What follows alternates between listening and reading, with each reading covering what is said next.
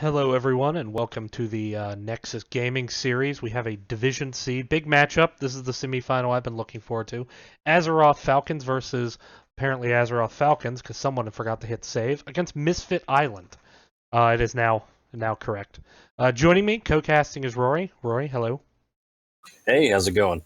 Oh my gosh, I'm not talking to myself for once. What a crazy, crazy world we live in. But yeah, two teams, Division C, both finished in kind of that upper bracket.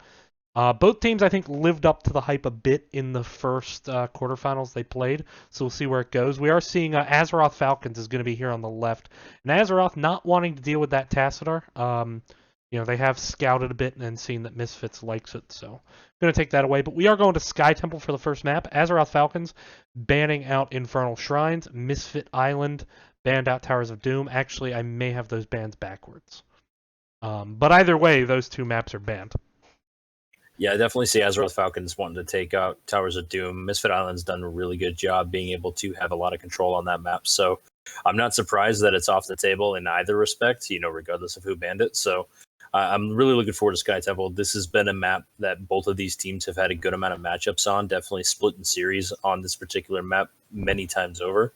And with these two finally meeting each other once again in the semifinals, vying for that finals spot here, which will actually be going against your team, Smiley, is it's definitely a showdown to remember. Yep, and just for a note for those who try to turn this on in chat, I am going to be running this game on about a 3.5 minute delay just to make sure no one's doing any sniping. But at the Haka ban, I can tell you that I'm sick of seeing that for Misfit Island, but there's the Haka ban. Good on this map. Just incredibly useful to be able to make sure you get that top lane advantage on that second shrine fight. There's, other than the mid shrine, there's good bushes. The mid shrine doesn't really have great bushes. It has the two lower and the two upper, but they're a little bit further away and not as much potential for ambush. But still, just a very strong hero on the map. The question is, there's only one hero in this game left with Mule. Do we see the Abathur? I've seen Azeroth Falcons really try to stay away from that Abathur playstyle, either vying for a double frontline or a double support. And we're going to see Genji as a first pick, which definitely lends itself to either of those playstyles.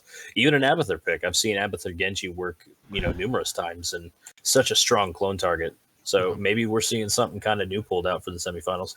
Yep. Well, we are seeing the Abathur, so that's definitely open. That definitely keeps potential for some type of Abathur. Obviously, you want to potentially deny an Uther, but Uther has gotten some nerfs still, though. He has Divine Shield. We are going to see the Falstad. So Misfits going for that global control. They do like Falstad a bit. Misfits, a team that kind of likes to wait for the perfect engage opportunity and try to take that fight and go there. So that Falstad, if you get an engage you don't like, he can just end it. And, obviously just getting the global control, the only traditional global left really being Brightwing. And then we're going to see the Anubarak. So both J Show and G Prime can play that hero. Still in a very strong place, especially with how Misfits likes to engage.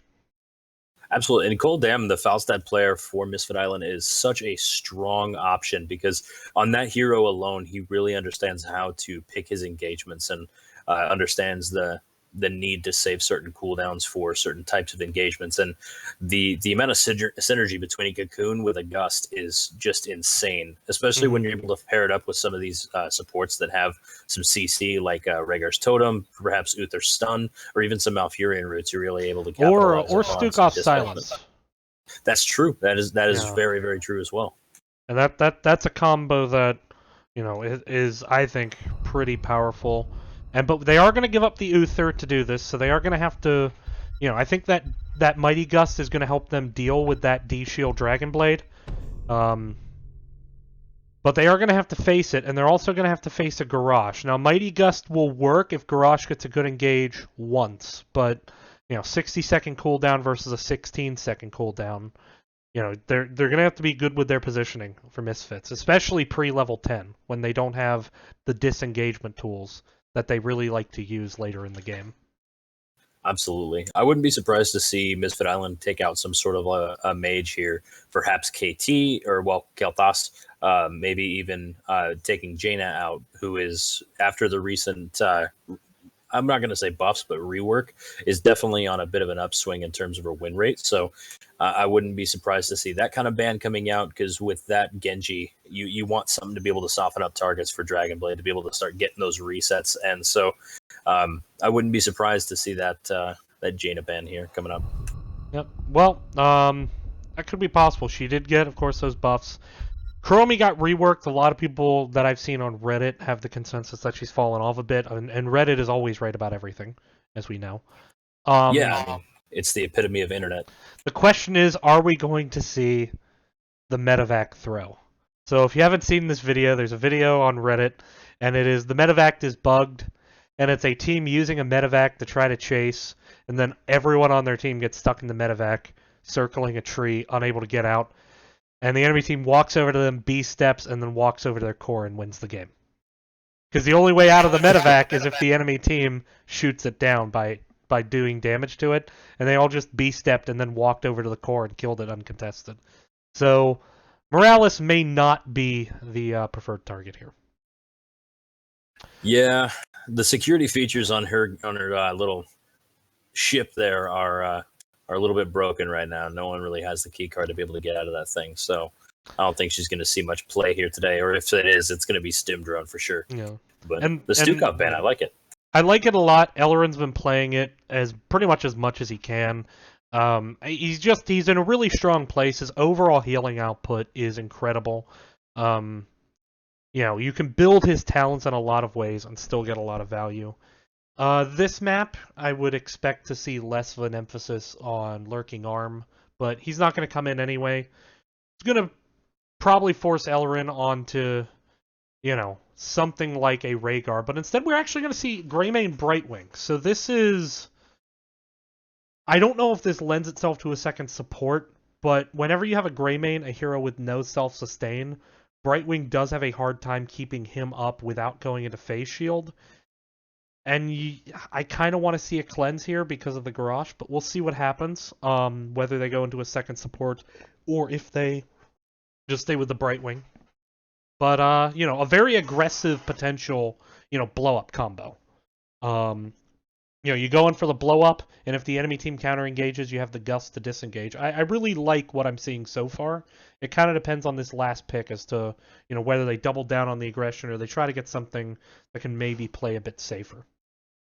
The thing I like about the Brightwing here is the amount of counter that you can get to Genji, because when you're able to immediately sheep a Genji who's trying to come in, and then at 16 you get critterized, so that vulnerability comes in, you're able to fully on collapse and either bait out a D shield, which is a heck of a lot longer cooldown than Polymorph. So ultimately, I think that's going to be kind of the choice here. But I wouldn't be surprised if we were to see something like a Tyrande here for the extra stun to follow up with a Nubrak and get some more of that CC going to counter out these two new picks, which are Varian and Ming, who are so strong on this map, being able to deny portions of the map just based upon their reach out and touch somebody, as well as that taunt.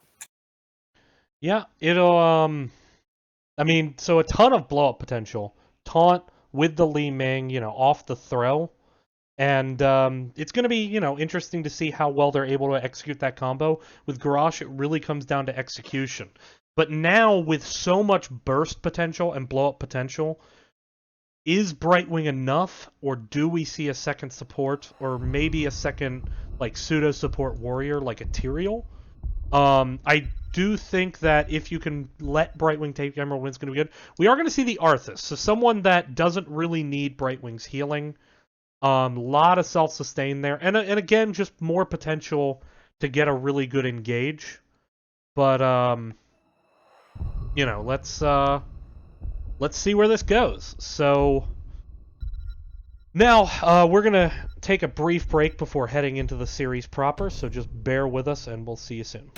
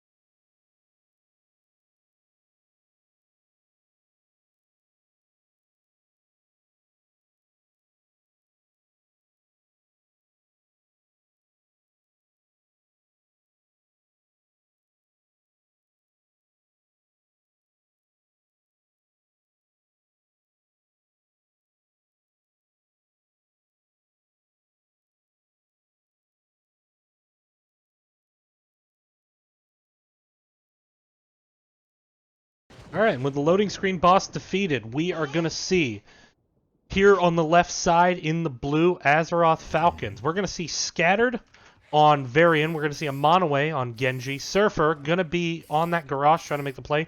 Nutsy going to be on Uther, and Black Trip on the Li Ming.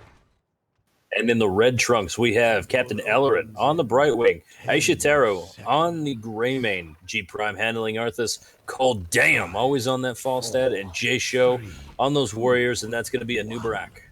Yep, and so now heading into the series, this is a semi-final. It's still a best of 3. But as we see both teams approach the point, I'm going to go out on a limb and make a prediction here. I'm going to call Misfits in 3. So 2-1 victory for Misfits. Where are you going with this series? You know, I think that Azeroth Falcons has it in their repertoire to be able to come in and potentially take this to a third map themselves. Be just kind of a fight of who shows up, and with playmakers on the side of Misfit Island like Cold Damn, it's you really got to see if for instance, if he shows up, it's going to be such a harder fight for Azeroth Falcons to really be able to come into this. So I think Misfit Island are going to take it 2-1, but Azeroth Falcons definitely has the opportunity to come into this swinging. Yep, and I should note this is Map 1, Sky Temple, Infernal Shrines, and Towers of Doom are banned. So we'll see where we're at least going to get a Map 2 one way or the other. But as both teams kind of just feel each other out, a very passive game early, no one really committing to plays. Falstad should have a pretty big advantage in that bottom lane. I trust Cold Damn to be able to dodge those Li Ming skill shots and get better trades. So he should get an advantage down there, but we are going to see the shrines come up. It'll be interesting to see, because of their double global, just how Misfit Island plays this. You potentially really just, if you can, want to avoid the 5v5 team fight here with the playmaking ability of Garrosh early. So we'll see where the priorities go. Absolutely. That early game is definitely going to be in favor of Azeroth Falcons, so it's up to them to really get some value on it. And already, J Show with a great charge in to be able to counter out the potential flip by Surfer. Yeah, Surfer got the grab, but, wasn't able to get the flip. And now there's a situation where Li Ming is caught out of position, and that is one dead wizard. As Falstad just hanging out in bottom lane, building those seasoned marksman stacks. And Misfit, going to be very content to trade out here. They got the first couple shots on top, but they should get all the shots on mid lane at the rate it's going. And Garrosh kind of just breaking off to make sure that they don't lose and soak too bad. But Falstad already working on these cannon towers, and bot lane's a critical lane on this map. But in is coming a rotation. Did he get the memo? A little bit of a missed cue there. Cold Damn not going to fall for that, but Cold Damn does get flipped. But, flip them into the cannon towers all you want. They're out of ammo. Meanwhile, up top, Pick coming in onto Variant. He overextended. Great bush by Greymane. Brightwing blinking up for the phase ship, thinking the follow-up was needed. It wasn't. So Z's going to be down for a bit, but should be up in time for the second shrines. In this double global, already doing work for Misfit Island and showing kind of the value of having proper positioning earlier into the shrine phases in that early pick on the Black Trip, as well as just allowing for Falstad to stay in that bot lane for a long time, is giving them a full level lead at this point. And Seasoned Marksman's already up to 8, so that damage coming out from Cold Damn is really going to be something to vie, not to stand in the middle of, as this next temple is going to be coming up here in just a minute. Yeah, and already, Misfits, they got on their camp, and they're seeing that no one from Azeroth has really come to the siege. Now Uther's going to check it, so Greymane's going to have to back off here. But, a much faster camp rotation by Misfit Island to get their siege in lane. And now they're going to position aggressively and keep vision on when Azeroth wants to go for their camp. But it's leading to a full level lead with these globals here. And Varian, the top lane, he won't really beat Brightwing hard enough in lane to get value. So this is really good map control already for Misfit Island. Absolutely. No, it's okay. You got to self-promote, Yeah. Always plug. Before the siege camp is picked up, already the bruiser camp's picked up now, and there's potential to push this with the double global. And right now, you're not seeing Azeroth really rotate hard as their camp. They don't have the best camp clear, but Cold Damn Gonna get slowed into that Li Ming or take quite a bit of damage. But again, rotational advantage is 100% in favor of Misfit Island. And already up more than a level as Greymane steps up. Looking at Scattered, but the Protected gonna get him out. We are seeing Falstad just go ahead and B, but no Bruisers picked up at this time for Azeroth. And already something of a positional advantage on bottom with, you know, Uther. He's gonna have a hard time getting everyone healed up in time for the fight.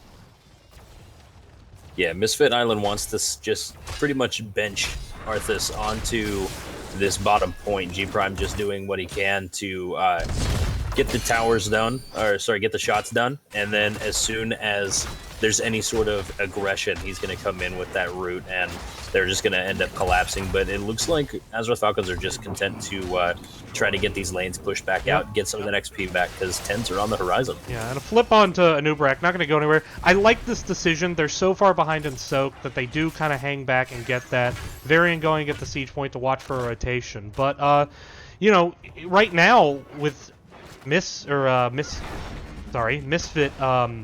pulling 4 people off of the point. Oh, but Falstad's going to get the flip into the Uther stun. Barrow not going to help him. The Mighty Gust is going to give him a little bit of time. One last breath of air before Genji puts the kibosh on that. Level 10's being picked up. Emerald Wind and Cocoon both forced to blow on the disengage.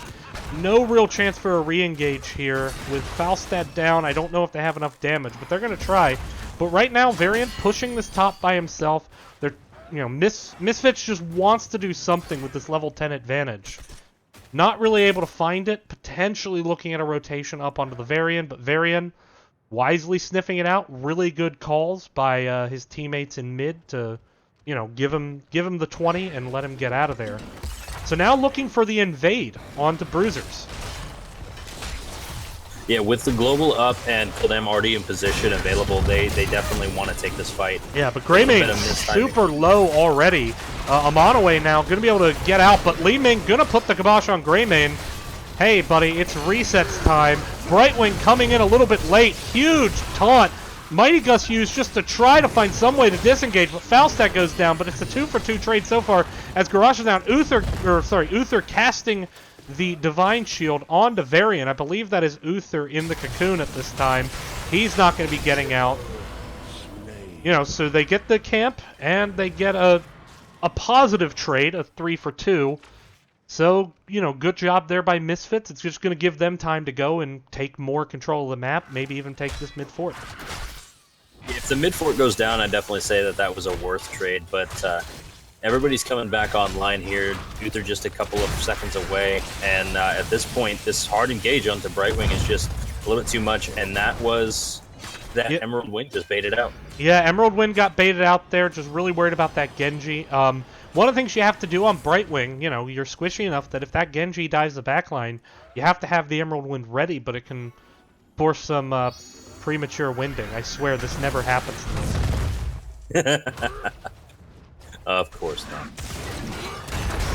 And another good grab, got the 2 DPS. No real follow-up, though, but Kildam already a little bit low on health. Brightwing slowly healing up, but both teams really committing to this bottom. They know where the stronger lane on this map is, and this is a situation where really they're so far down in structures that Azeroth needs to make something happen here.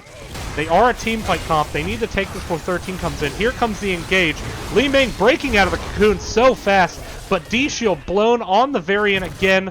Cocoon onto Genji, who is way in the back line. No real chance to get away there, except it's Genji. Oh, wait, is he going to go down? Are we going to... Garrosh instead goes down. Varian using that protect. Li Ming getting that damage out, but it's just not enough.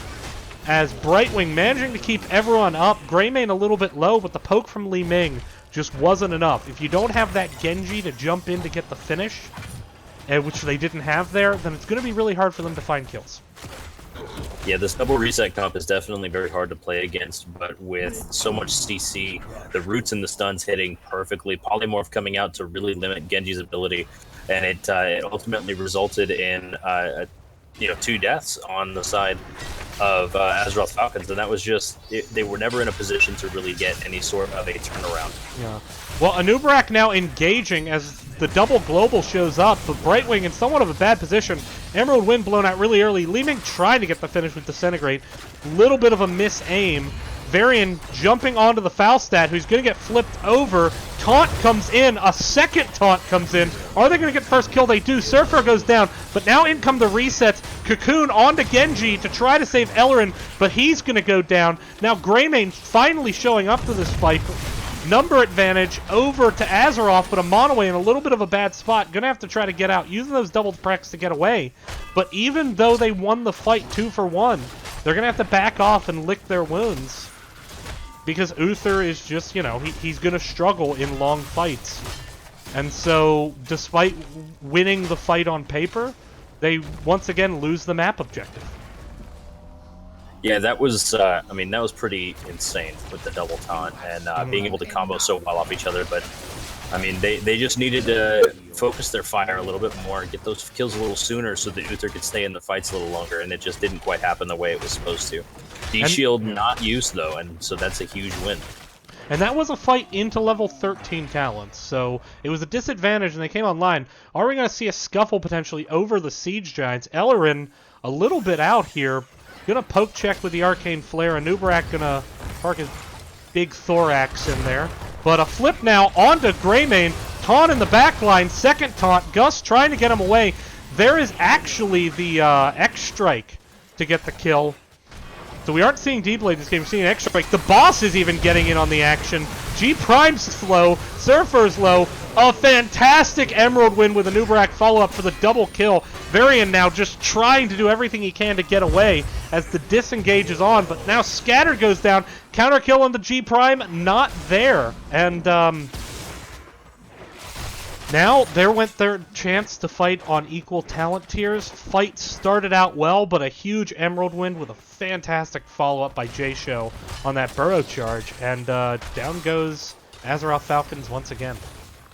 That was just a positioning fight at that point. Boss came in and played the sixth man for Misfit Island, and it was just, it was a little bit too much damage. The stun's happening, and no one was really able to use any of their abilities to protect themselves. And so ultimately, it ended up going, you know, a different direction than what Azeroth Falcons would have preferred. Yeah, and the tornadoes there from the boss also kind of pushed Azeroth into a little into really being unable to flank. They were both had to approach from the same angle, both warriors, and it allowed Anubarak to punish the stack up. But now we are seeing Misfits taking the boss. Azeroth trying to get just some kind of counter value, going for the bruisers, but now they have a choice. They save bottom keep from the boss because with the wall down, the boss will kill the keep and give up mid shrine, which will kill the mid keep. So which keep is more important to you, mid or bottom? And it seems like there's a little bit of indecision from Azeroth, and it's letting Falstad channel the point for free while Azeroth B's. A lot of indecision there, I think. Yeah, just some miscommunication and not really any sort of precise shot calling is going to result in Nutsy going down. That's a massive blow up. It even looked like Li Ming was pitching in on the damage on him. Yeah, Li Ming broken out of the cocoon, but the tanks weren't really in position to bail him out, so I think it would have been better to maybe just leave him there for a second. But as the keep goes down now, Misfits suggesting maybe they're done with this game, but Li Ming does get the first kill, trying to get the resets, but it's just Varian and Li Ming and Genji defending the core. Falstad now coming in, G-Prime backing off to get healed up, and it looks like Misfits wants to walk away to lick their wounds. But now maybe thinking again of it. Core is at 60% with Siege Giants and Boss on it, now at 50%. Anubarak is down right now, but is Misfits going to be able to end this game here? Boss is down, but with all the Siege Giants up, I don't think there's a way Azeroth stops it, and they don't. And so Misfit Island looking pretty strong in game number 1 there. That was a huge showing, and you know there was an opportunity at the very end for Black Trip to be able to make something happen on that Ming, and I mean you could see on the damage he just did an amazing job, but ultimately just not enough mana to be able to get those resets going and keep casting. And Li Ming's definitely the best you want on a defense, but it just wasn't there for him. Yeah, it seemed like just with all the tools, you have the Arthas, which is just going to punish the Genji if he gets close. You have Mighty Gust, you have Cocoon, you have Emerald Wind, and even before those tools came online, it just seemed like the communication between Li Ming and the Genji on making sure they get on a target just wasn't there. I didn't see the value out of Garrosh I would normally hope. Again, part of that is just because Misfits had a really good comp to disengage that. But with that, we are going to see Misfits go up, and I will update this now, 1-0 in this best of 3 series. So we're going to take a break, get the next lobby set up. We'll see you back here in just a second.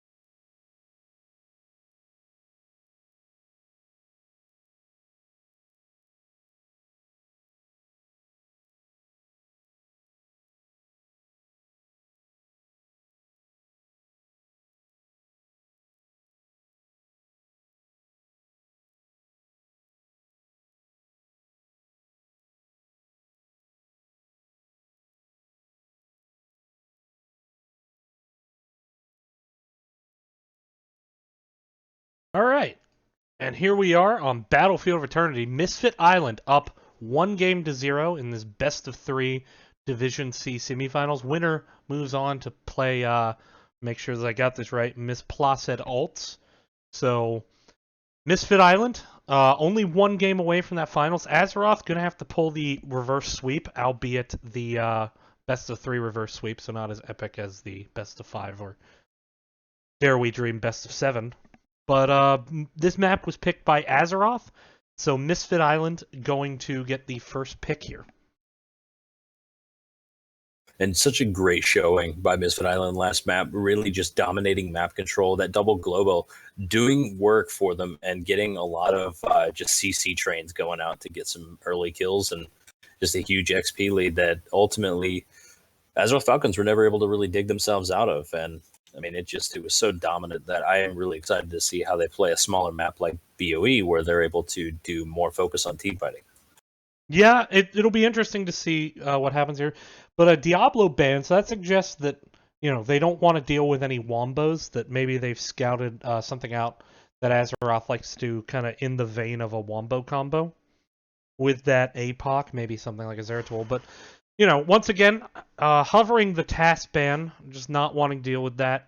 But thinking map, so they're kind of torn between whether they want to ban Tassadar and maybe ban out something that can really prevent a hard engage onto a single target, like the Task Shield, or looking at the map. And Battlefield of Eternity, the map objective is very strong if you dominate it. So, potential Greymane ban there just to deny that burn. We'll see. But they do go with the Tassadar, so it seems like they're more worried about the team fight than they are about the objective, at least with that ban. I like that. I like Tassadar being a ban first and foremost because one, Misfit Island. You have me doing it now. Yep. Misfit Island has just a notoriety about them that says, "Hey, Tassadar is a really strong pick for us," and they've got a great task player. So they understand that on this map, you really want to get Vala or Greymane, and they strayed away from the Greymane because they want either one of them. If they can grab Vala or if they can grab Greymane, it's going to be great for them. And then there's the third choice, which is Malthael, which is actually what they're going to be picking up. So potentially Vala, Greymane going over to the side of Misfit Island, which I think is a huge mistake. And wow, this draft is going quick, so it seems like both teams kind of really had their thought in mind, but holy comfort picks, Batman, as we see the Anubarak Stukov coming out. I can tell you from experience that this is something that Misfit Island just absolutely loves. We saw the Anubarak last game, but now gonna see Ellerin on his Stukov. They're gonna try to really abuse those narrow choke points with things like the silence and the double CC potential from Anubarak. But they have their Vala to burn, so far the makings of a pretty good comp. It's going to come down to how they want to work this Ariel. But now looking at a Sylvanas ban, so it seems like they realize right now that they're in a position to potentially lose the Immortal. That or they're just so interested in the team fight that they aren't really worried about winning the Immortal. They don't want to put themselves in a position. With Sylvanas often on this map, if you don't win the Immortal with a Sylvanas on your team, you lose. Because Sylvanas just doesn't bring enough otherwise. But if you do win the Immortal, you win. Because the second Immortal will kill Keep. So, be interesting to see, but a lot of bans switched back and forth. Now, potentially hovering that Arthas, not wanting to deal with maybe that root silence combo, and they are indeed going to ban the Arthas. See, that tells me that they're wanting to go into something with like a double front line, perhaps even going with that Greymane like they had hinted at not wanting to go with earlier. I'm seeing perhaps a Sonya, who is pretty decent on the Immortals, maybe even Artanis, who most of his survivability is based upon how quickly he can get a lot of his abilities out. And Arthas definitely interrupts that. So I wouldn't be surprised to see, especially in this, in this stage, a semifinal, something like an Artanis coming out pretty late. And honestly, I'm so surprised. I'm shocked at this point that Greymane's made it this late into the draft and hasn't been banned out yet. Yeah, it'll be interesting to see. Now, what are your thoughts on the potential for Azeroth to potentially go into a double support? Ariel, a bit of a nerfs the patch before our current one. And she can still solo support when you can group up, and Mathael can be a battery. But I kind of want to see, oh dear. That's why they didn't go Greymane. Hang on, we need a mic drop real quick. Give me 1 sec. I dropped it twice just to make sure it was Well, there's 2 it heads. was heard. Yeah, once for each head. So the Cho'Gall coming into the Anubarak though, with Leoric up and Tychus up. It's risky. It is definitely their lives are on the line.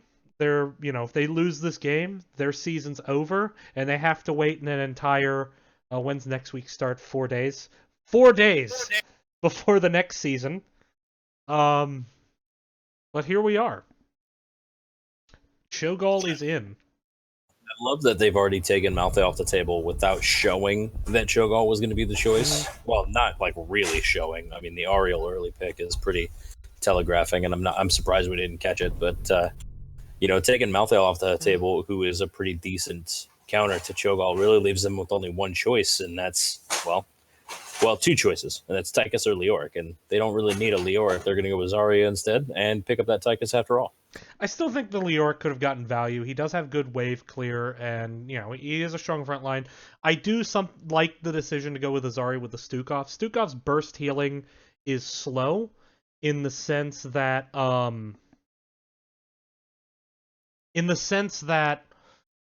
because he has to wait for his healing to spread before he gets maximum value, having that Zarya shield to just buy a bit of extra time could be good. And it does mitigate some of Cho'Gall's burst. I would say that the reason I didn't expect a Cho'Gall with the Ariel was because of the Mathael. Mathael can definitely be a sufficient battery, especially when it looked to me more like a denial for Vala. But we're going to see what this last pick is. There's there's the Cocoon. That's going to be a problem. And with the Li Ming ban, they're not going to be able to break out of the Cocoon quickly with what they have right now. So they need something with quick auto attacks. But instead, we're going to see the Artanis. So they are going to try, I think, to commit to the kill. You're going to see Artanis in the solo lane, I think, or Mathael in the solo lane with potential to bully. I think either could do it. But we'll see where this goes. What an absolutely crazy draft. I think we should just talk about it through the loading screen, because there's just so many potential things to discuss here. Absolutely. Honestly, I think it's going to be Malthael on the solo lane. I'm pretty sure it's going to be a Monoway who's playing it, and he's such a strong Malthael, especially in the solo lane. And I think he's going to be probably going up against either Tychus or Zarya, most likely Zarya. So that's definitely a lane he wins, as long as he's limiting the amount of damage he's doing to Zarya during her shields. Other than that, I mean, he's going to dominate that lane. So if that's the matchup, I would definitely like to see some quick rotations with that Anubarak and Vala, and then leave Stukov and Tychus in the bot lane and just try to get early kills and limit the amount of bullying that Cho'Gall can do early game. Yeah, it's going to be... There's not really any super strong solo laner on the part of Misfits. And that Cho'Gall potentially is going to really be able to bully early game, like you said. So it's... Even if they don't get a lot of value with the Cho'Gall in the bot lane, I think Mathael could potentially... The only one he might struggle with is Tychus, but the Artanis can actually punish Tychus pretty hard. So we'll see where it goes. But jumping now over to the blue team, as we see Sko-Utsi going to be on the Cho'Gall, or Ska-Utsi, that's Scattered and Nutsy. We're going to see Black Trip on the Artanis, a Monoway on the Mathael, and Surfer is AFK. Nope, Surfer is in fact surfing, and it's going to be Ariel. I love it. And then we've got Captain Eller on the Stukov, definitely a favorite choice. Aishitaru on the Tychus, always on those damage dealers. I love it. Cold Damn on the Vala instead of Falstad today. J Show on a Anubarak once again, and then G Prime ringing it out on the Zarya. And it looks like we are going to see Mathael top lane as already. Going to be seeing that Cho'Gall bully, but we're seeing actually 2 people in top lane. So Zarya and Vala. So they are going to actually potentially win that top lane. It's just going to come down to how much value Cho'Gall can get. And we're actually going to see an Artanis rotation. So instead of the 1-4 split, we are going to see a 2-3 split. But, right now, just wave clearing going on for Cho'Gall. Already a little bit ahead in the wave, but hasn't done them a whole lot of good. Artanis didn't get a swap there, so I clicked up there for nothing. Rip. But, you know, Runic Bombs coming out. Some charging going on. So Scattered is on the Cho and Nutsy's on the Gull. I believe that's how that works. But, you know, right now, just both teams kind of playing a bit safe. Maybe a bit of aggression in top now with the Cold Dan as Mount goes in to try to get the trade. No swap, though. So Vala is going to be pretty happy to take that trade, I think. See, I like this 3-2 that we have for Azeroth Falcons. They definitely know the strengths of having Cho'Gall with Ariel in the bottom lane. And then Amanaway just doing everything he can to keep these lanes pushed out while Black Trip tries to get a good swap. It's a really solid setup, but unfortunately against a Vala who is, oddly enough, going into the Hot Pursuit instead of Monster Hunter. So yeah, for this map, that surprises me. Yeah, it's going to be losing some of that race potential that they really have, which I think is just a choice really to go against a Cho'Gall wanting to get as much damage onto him, focusing more on the team fight than anything else. And actually now, J-Show says, Cho'Gall, what name so? Let's go for Ariel. And they managed to, you know, zone off the Ariel Cho'Gall from defending. Immort race in the favor, though, of Azeroth Falcons. They're about 3k ahead. Let's see where this burn race goes, as both teams just commit to the burn, but that is probably going to favor Azeroth Falcons, and indeed it is, as they win with, you know, about the same margin of victory that they had before at the halftime show. I like that early presence that Azeroth Falcons is trying to gain with this this Cho'Gall. It's really difficult to play against when you have a late game oriented comp with Coldam really going to be coming in with that damage and G Prime coming in with damage kind of later after, you know, post 7, post 13 when you really hit those power spikes and get a little bit more survivability under your belt. So doing a good job of burning down this Immortal fairly quickly, but ultimately this is probably going to be this front wall going down pretty damn quick. Yeah, and with a Nubrak in the bottom, there's not really any strong front line, and if a swap comes in, it could be deadly, but doing a good job juking Black Trip's swap attempts. Runic Bomb coming back. Vala a bit low, but, you know, a good zoning effort there, I think, by Misfits. Absolutely, they definitely limited the amount of damage that could have happened there, and that is, I mean, about as best as you can get. And we've got this 4-on-4 up top, and a decent swap attempt with Black Trip's just really not hitting him today, and what a huge amount of damage. That was an insane amount of damage on the Cho'Gall. And a swap on the Vala under the tower, but no real lockdown. And I think this is something that, you know, will contribute to ultimate selection. I would expect to see Cho'Gall take Hammer of Twilight just to get some kind of stun, but now we're seeing Stukov. He is in fact going for that expanding arm, a talent Ellerin has mocked me for relentlessly in the past. But maybe there's a reason, as Azeroth looks like they're going to get control of the shrine. Are we going to see the dive? Not Zarya not getting on the point in time, and Siege Giants picked up, so that's a nice little experience kick once again for Azeroth, who now have about a quarter level lead. Yeah, I love the the growing infestation where Lurking Arm expands is just so strong, especially when you're fighting under the Immortals during the burn phases. So you're able to just get so much zoning capability. Huge amount of damage done on Cold Dam as well is going to put him in a lot of danger, but he's going to be able to back away, and ultimately the poke war continues.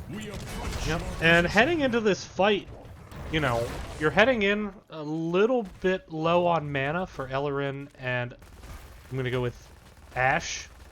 Ashitaru. I scrim them a lot. I should know how to pronounce that. But, you know, this is, right now, we're going to see Azeroth just go straight in for the burn, forego their Bruiser camp for the time being. And that's going to be a big lead. And without the Monster Hunter from Vala, it's going to be tough for Misfits to make up the gap, as the halftime show is reached with almost no damage to 50%. So defense likely to come in. Coldam a bit out of position. Gonna have to roll, but the swap comes in. This could be one dead Demon Hunter. Shield gonna land a Nubrak with a huge burrow and a great silence. Mathael diving onto the back line here, but Surfer rather low at the moment. A Monoway gets the kill onto Vala. He's going to pay for it with his life, though. And now, though, you know, given the trades that happened, you have to give the slight edge on just the straight burn to Azeroth, but we are seeing a split defense attempt from Misfits, and a good job zoning so far. Definitely, I mean, this is one of the bigger victories that Misfit Island can really have early game, is being able to get this pick onto a Monoway. He's one of those targets that you really want to get out of there. That but G Prime gonna go down. Just a ton of damage coming out from the Cho'Gall. So during that time, Bruisers did get value on top. Bruisers were not picked up by Azeroth, but you know, they win an Immortal with what, about a 30% shields, 25% shields, somewhere in that neighborhood. So potential to make something happen. Yeah, it's just kind of one of those decisions you make, whether you want to be on the Immortal sooner just based upon your rotations, or you want to get that the Bruiser camp pushed out. Yeah, it did give time for Immortal to get pretty low. And Tower's going down, but at this rate, they're not going to be able to pick up 10s while this Immortal's alive. So not really going to be able to press that advantage too much. I'm looking forward to when 10s are finally picked up for Misfit Island, because that's when you're really able to isolate targets like Surfer on Ariel and try to limit how effective they can really be on Cho'Gall. And that's a huge swap by Black Trip. He heard me when I said he hasn't landed one in a while and said, fuck you, I'm going to land every one of them now. Yeah. But a good shield by Zarya, and so they've been able to really kind of disarm some of those swaps with the shield. Mathael actually started to win top lane against the Anubarak a little bit, not really draining much in the way of ammo. Now the fight is down here on Siege. Now level 10's picked up, but just so much damage to that minigun. We are not actually seeing Hammer of Twilight. We're seeing Upheaval with the Shadow Volley coming out. Not getting enough damage out though, and ultimate's blown from the Cho'Gall, but not securing the kill. There was a hold for a little bit on that ultimate, but Tormented Soul's taken. But Mathael, he's down here. He's potentially looking for the invade. Here, in fact, is going to come the Tormented Souls. The E doesn't really hit anyone. Tormented Souls only so far on that Zarya, and a great expulsion zone to push them back. And every time Azeroth goes in for the engage, there's the disengage there. There's the vault up to get Vala out. There's the Zarya shield. There's the expulsion zone, and they really have not been able to get that engage they want for a while. And now it's Azeroth on the defense, having to deal with this annoying stuck-off purple pool while just getting chunked away by the Tychus. Yeah, I think that was just mostly a bit of miscommunication between when ultimates were going to be used. And a Blind huge comes in. Zarya now out of position. Swap is there. Zarya goes down. So now there's a numbers advantage. Anubarak blowing the cocoon on the Cho'Gall, though, and that's taking out two heroes at once, and they just turn around onto the Ariel, and now Cho'Gall is not going to have heals coming. Oh my god, get bodied. Cho'Gall goes down, and that's the disadvantage of taking Cho'Gall into Anubarak. When that cocoon comes out, you shut down two heroes. You got a sense of the stream. What happened in that little alleyway is not PG-13 friendly. That was just an insane amount of body block, and everybody grouped up around him, gave him a big old bear hug, and, well, just murdered his face. And just to look at the damage, Tychus, actually not as high as I would thought, but he certainly got value there, as the minigun just ripped apart Cho'Gall. And now, though, so that's so Azeroth, you've spotted Misfit's 50%. Now it's time to get it back. Upheaval coming in. Big blow-up focus on the Zarya. Expulsion Zone trying to peel her out. Back comes a Monoway, but Black Trip out of position. He's going to go down. Tormented Souls on Azeroth. And Cho'Gall and Ariel were just on something. But they were not up with the dive with Artanis and Fail there. I believe that was Cocoon that came out, and Cho'Gall or Ariel was clearing the Cocoon. That was just a massive misplay in terms of positioning.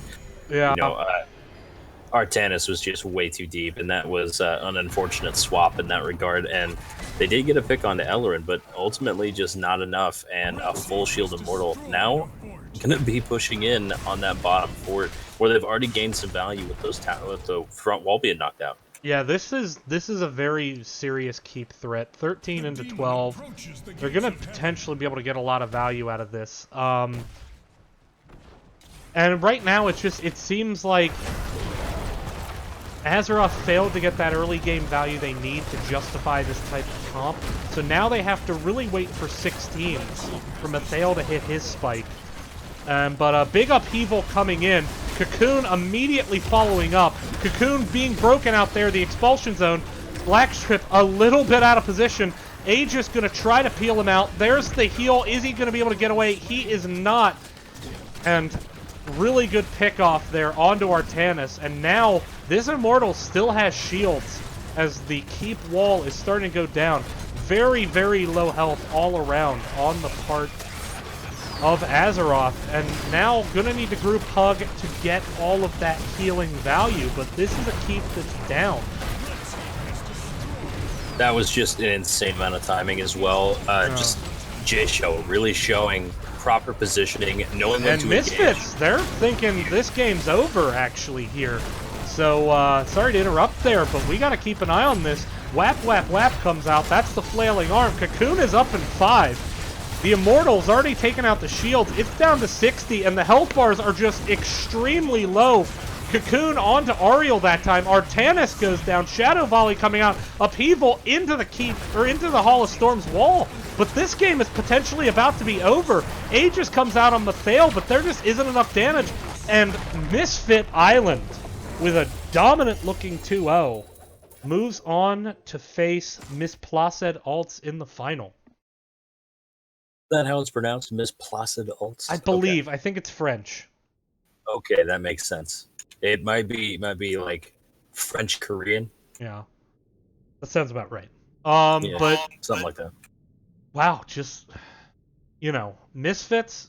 They are so hard to get a good engage against. Just any time you looked like you had the advantage, the Cocoon comes out, the Zarya shield is there, the expulsion zone comes in. And this team is just, they're so patient with their engages. And it makes it really hard to get that first kill. And even when you get that first kill, the counter engage was so real. And it took away Azeroth's wanting to go in and get aggressive kills. They tried in the first game with the double reset combo. They tried in the second game with the Artanis swap and the Cho'Gall. And in neither situation were they reliably able to get those pickoffs that they were looking for. And Misfit Island just took advantage of that fact, took control of the map, and man, when they knew they had an advantage, they were more than willing to capitalize. Going for core there was a risky call, but they made it work because the Immortal had full shields. Absolutely, and I got to give it up to J-Show as well. Going into both of those maps, Nubarak was just so dominant with the amount of ability to pick those engagements and really just give his team a good cadence to work off of in terms of how they were going to be comboing everything together. And I wasn't a big fan of multi-shot build Vala, but Koldam made it work, and that amount of damage that he was able to do, despite it being a comp that's not really susceptible to it because of Ariel just having endless ability to heal herself up and heal everybody else up despite that damage. So it was a really, really good synergy between everybody on Misfit Island. But I think I really have to give it up to J-Show for just setting the pace and giving his team those engagements. And the trash talk has already started, as I've just been whispered G Prime that we're next. So I am my team is playing Misfit Island next. So let the trash talk begin. G Prime, more like G Composite. Am I right? Because he acts like a composite number. Yeah, that's right. I went there. But with that will be this will be an unfortunately short cast, as that was only a 12.5-minute game, and so we are gonna end it here. But I know, Rory, you like to do the MVPs. I mean, I have a thought on where you're going, although I've been wrong in the past. But I mean, if I'm throwing one out, it's definitely onto J-Show. His Anubarak play in both games just controlled the fight so hard. Absolutely, that's definitely my choice. J-Show knew exactly where to go in, exactly where to take the engagements. Always saved his burrow for being able to set that pace, and his Impales were really on point. And so, yeah, he's definitely the MVP of this game. He is. Well, with that, we've reached the end of our cast. Misfit Island, I will actually update my file here. Misfit Island didn't win one game. They, in fact, won two, and that advances them to the finals, Division C finals. So keep an eye out for those. Nexus Gaming Series, this is the Nexus Gaming Series casting. Check us out if you're looking for a league to play. We do round-robin scheduling, so that creates a lot of knowledge between the teams. That's why G Prime's whispering me after the game, trash talking a bit. It's, with that round-robin style, you get a lot of, kind of friendly rivalries built up pretty quickly.